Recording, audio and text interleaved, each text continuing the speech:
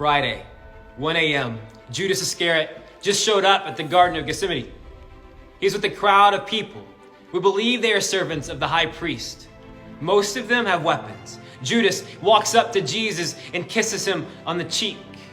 1:02 a.m., the men just arrested Jesus. One of the followers of Jesus pulled out a sword and cut off the ear of a servant of the high priest. Miraculously, Jesus touches the man's ear and it is healed. 1:30 a.m., Jesus was just taken to Annas, a former high priest. Annas has no formal position, but he holds power over the current high priest, his son-in-law, Caiaphas. Annas is questioning Jesus about his teaching and his disciples. At 1:35 a.m., Jesus was struck in the face by an official. Evidently, the official was not happy with the way Jesus was speaking to Annas. 2:15 a.m., Jesus has been taken from Annas to Caiaphas, the official high priest, and the Sanhedrin, the religious leaders. 2:30, Caiaphas and the religious leaders are asking Jesus more questions and are bringing multiple false witnesses against him. Several people are testifying against Jesus, but their testimonies contradict each other. 3 a.m., Jesus is directly asked, "Are you the Christ, the Son of God?" The room is silent. If Jesus answers no, he may eventually be set free. If he says yes, he is pronouncing his own death sentence. 3:01, Jesus answers, "Yes, it is as you say." The room erupts with hatred. People are yelling, calling for the death of Jesus. Some spit on him, others strike him in the face. 3:02, while Jesus has been on trial with Caiaphas, Peter is outside the house in the courtyard. Peter is asked 3 times if he knows Jesus. Each time, he denies having anything to do with Christ. Immediately after the third denial, a rooster is heard crowing. 4:45 a.m., religious leaders have taken Jesus to appear before a council in order to officially sentence him to death. 5:14, we are hearing reports that Judas, the disciple who turned Jesus over to the soldiers, has hanged himself. 5:15 a.m., the religious leaders have realized that under Roman law, they cannot legally carry out a crucifixion.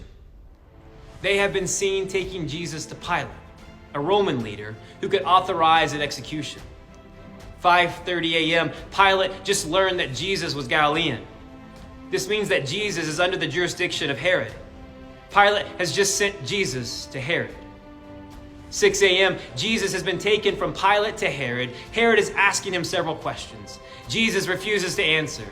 Those near Jesus are heard ridiculing and mocking Jesus. 6:15 a.m., Herod mocks Jesus by making him wear an elegant robe, the kind that kings would wear, and is sending him back to Pilate. 6:50 a.m., Jesus has been sent back to Pilate. Word about all of this is spreading, and massive crowds are gathering around the home of Pilate.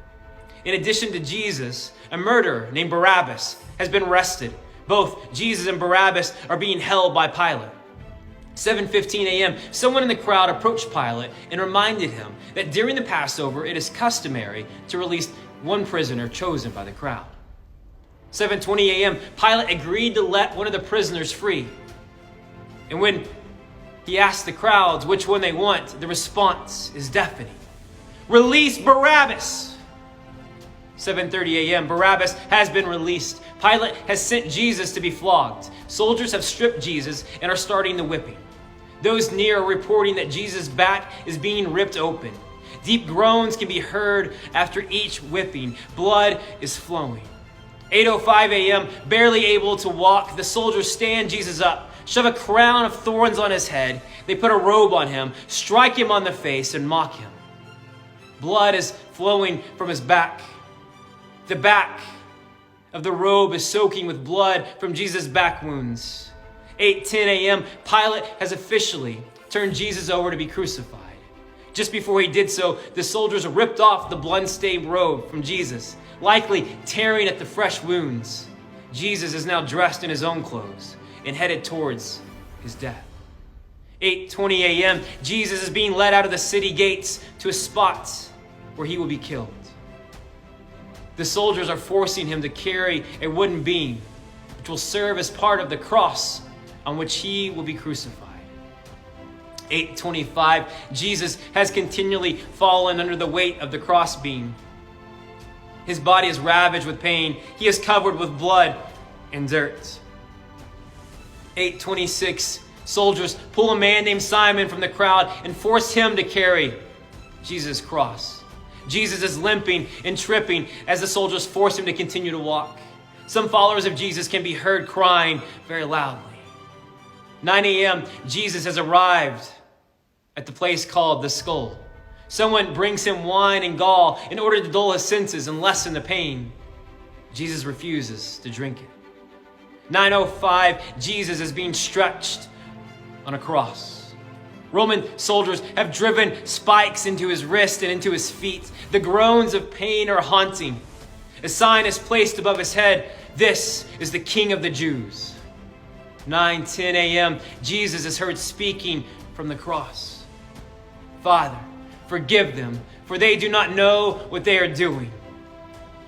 Many are surprised to hear him speak. In order to speak from the cross, Jesus must push up on the nails with his feet and pull with the nails on his wrist in order to get air to flow through his vocal cords. 9:30 a.m., as Jesus is hanging on the cross, people are mocking him. Some are saying, he saved others, let him save himself.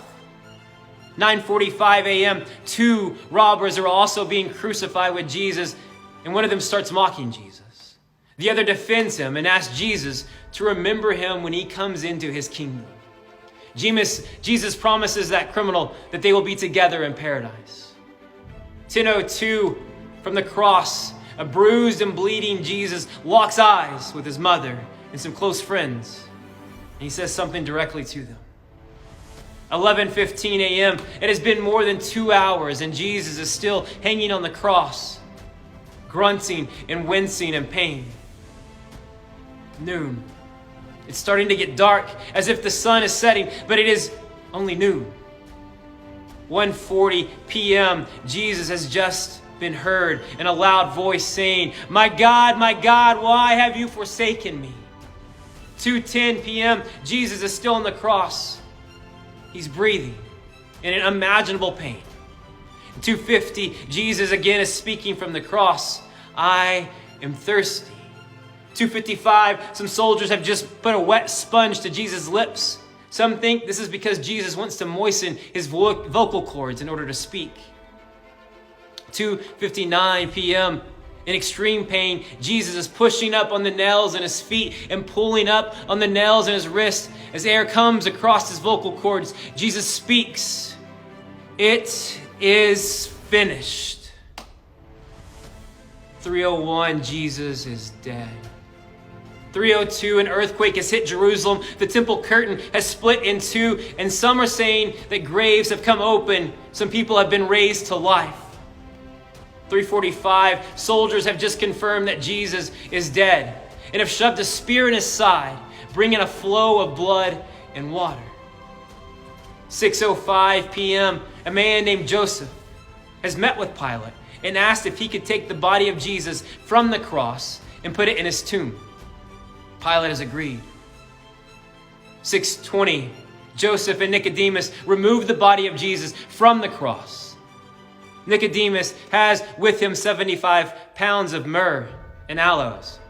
The two of them are wrapping the body in spices and strips of linen. 7 p.m., Joseph and Nicodemus have finished preparing the body and have put it in a nearby tomb. And they rolled a large stone across the entrance to the tomb.